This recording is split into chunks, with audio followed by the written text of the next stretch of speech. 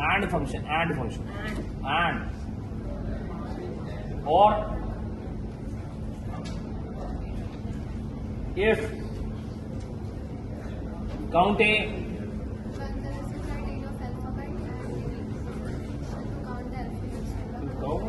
the alphabet we have counted.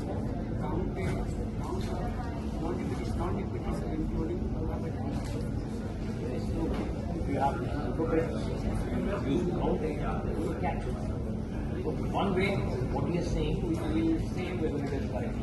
only count the numbers. Count A. Count No, we are not discussing count, we are saying count A. A for text.